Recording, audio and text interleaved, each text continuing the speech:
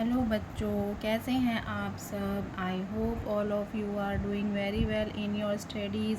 सो last class में हम क्या क्या पढ़ चुके हैं। What is tense, simple present, simple past और simple future tense. I hope वो सब आपको समझ में आए होंगे और उसकी वर्कशीट भी मैंने डाली हुई थी, तो आप मेरे चैनल पर देख सकते हैं। सो आज हम करेंगे कॉन्टीन्यूस टेंस। सबसे पहले तो कॉन्टीन्यूस टेंस होता क्या है। कॉन्टीन्यूस टेंस होता है, जैसे कि इसके नाम से ही पता चल रहा है, कॉन्टीन्यूटी, मतलब कि क्या काम हो रहा है, क्या चल रहा है, क्या काम हुआ था और क्या काम होगा, यानी कि प्रेजेंट, पास्ट और फ्यूचर। सब टेंस में ये तीनों ही होते हैं, प्रेजेंट, पास्ट और फ्यूचर। ऐसे कॉन्टीन्यूस में भी प्रेजेंट, पास्ट और फ्यूचर होता है। ठीक है, तो कॉन्टीन्यूस टेंस में हम फर्स्ट पढ़ते हैं present continuous tense, second past continuous tense, third future continuous tense.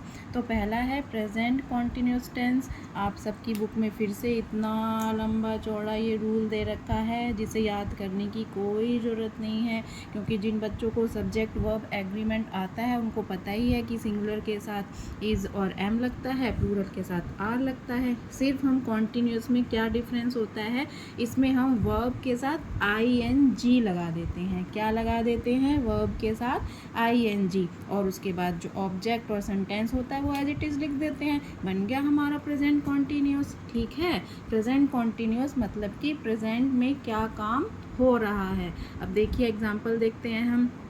I am reading a novel, मैं एक नॉवेल पढ़ रहा हूँ या पढ़ रही हूँ।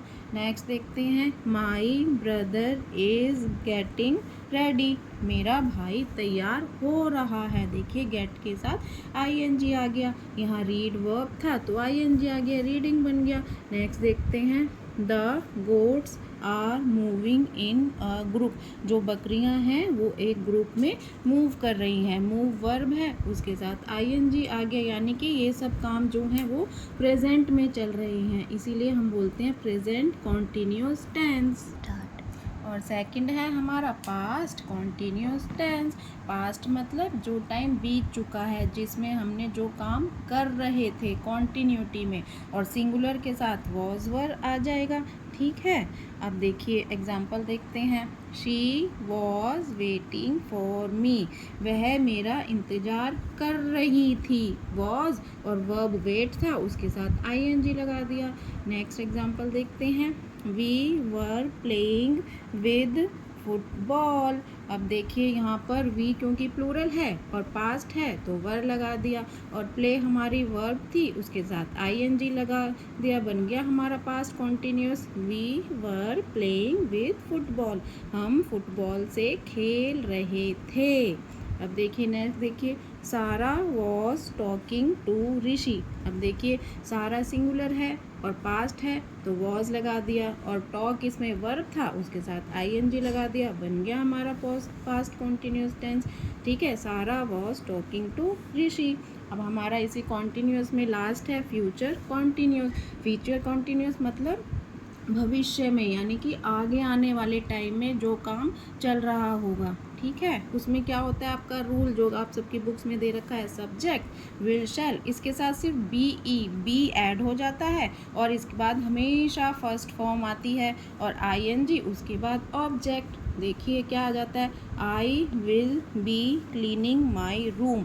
तो ये जो आई है सब्जेक्ट है, वो बता रहा है कि मैं अपना रूम जो है क्लीन करूँगा। विल आ गया और विल के साथ बी आ गया, और जो हमारी वर्ब की फॉर्म थी उसके साथ ing आ गया। ing हर कॉन्टीन्यूस टेंस में लगेगा। ठीक है, क्योंकि कॉन्टीन्यूस का मतलब ही है कि हो रहा है, हो रहा था, हो रहा होगा, इसीलिए ing जरूर लगाना होता है, और विल के साथ बी लगाना होता है फ्यूचर कॉन्टीन्यूस टेंस में।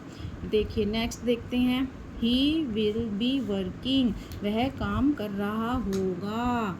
नेक्स्ट देखते हैं, Rakesh will be writing report, जो राकेश है वो क्या कर रहा होगा, रिपोर्ट लिख रहा होगा। और कमाल की बात ये है कि जो फ्यूचर कॉन्टिन्यूस टेंस होता है ना, उसमें हमें सिंगुलर प्लूरल देखने की ज़रूरत नहीं होती, क्योंकि उसमें विल ही लगता है और विल के साथ बी, और वर्ब की जो फॉर्म होती है उसके साथ आईएनजी लग जाता है। इसमें सिंगुलर प्लूरल देखने की ज़रूरत नहीं होती। तो ये थे हमारे कॉन्टिन्यूस के 3 टाइप्स। आई होप आपको समझ आए होंगे।